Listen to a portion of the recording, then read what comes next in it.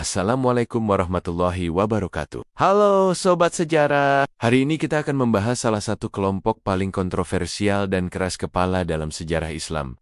Kaum Khawari, mereka dikenal anti-Pemerintahan, fanatik, dan selalu siap berperang. Tapi tahukah Anda, ada satu khalifah yang berhasil menghentikan pemberontakan mereka tanpa menumpahkan darah? Ya, dialah Umar bin Abdul Aziz. Untuk memahami perannya di masa Umar, kita harus tahu dulu siapa Khawarij. Secara harfiah berarti mereka yang keluar. Khawarij muncul setelah Perang Siffin. Mereka menolak arbitrase, meyakini bahwa hukum hanyalah milik Allah, la hukma illa lillah, dan mencap setiap lawan politik mereka, termasuk para Khalifah Umayyah, sebagai kafir yang wajib diperangi. Selama puluhan tahun sebelum Umar, mereka adalah mimpi buruk bagi keamanan dan stabilitas kekhalifahan. Sebelum Umar, dinasti Umayyah mencoba mengatasi Khawarij dengan satu cara, kekerasan total. Jenderal-jenderal seperti Al-Hajjaj bin Yusuf menghabiskan banyak sumber daya dan darah untuk menumpas mereka. Namun, setiap kali ditumpas, Khawarij muncul lagi di tempat lain. Karena masalah mereka bukan hanya militer, tetapi ideologis.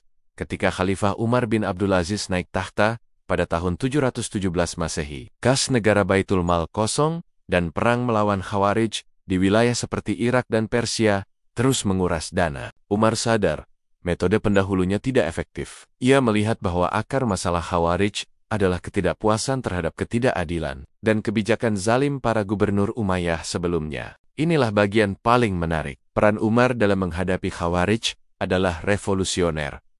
Ia menolak mengirim pasukan. Sebaliknya, ia memilih senjata yang lebih kuat, dialog, keadilan, dan surat menyurat. Umar menulis surat kepada para pemimpin Khawarij. Isinya, pertama, ia mengakui kesalahan dan ketidakadilan yang dilakukan oleh Khalifah Umayyah sebelumnya. Kedua, ia menegaskan bahwa ia telah kembali kepada hukum Islam sejati dan menerapkan keadilan. Ketiga, ia menantang mereka secara teologisis. Jika mereka benar-benar ingin menerapkan hukum Allah, mengapa mereka harus membunuh sesama Muslim? Terutama ketika seorang khalifah telah berkomitmen pada syariat.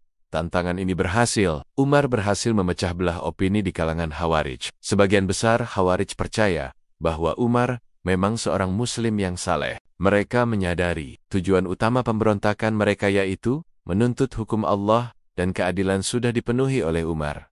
Peran kaum Khawarij di masa Umar akhirnya berubah dari pemberontak bersenjata menjadi oposisi ideologis non-militer. Mereka mengirim utusan untuk berdialog dengan Umar. Hasilnya, Umar berhasil meyakinkan banyak dari mereka untuk menghentikan pemberontakan bersenjata. Inilah yang disebut oleh sejarawan sebagai gencatan senjata sejarah antara Khawarij dan Khalifah. Ini dicapai bukan dengan pedang, melainkan dengan integritas politik dan keadilan nyata. Sayangnya, masa pemerintahan Umar bin Abdul Aziz hanya berlangsung sekitar 2,5 tahun. Kematiannya yang tiba-tiba pada tahun 720 Masehi adalah tragedi bagi kekhalifahan dan bagi perdamaian dengan Khawarij. Segera setelah Umar wafat, khalifah berikutnya kembali kepada kebijakan lama yang dinilai tidak adil.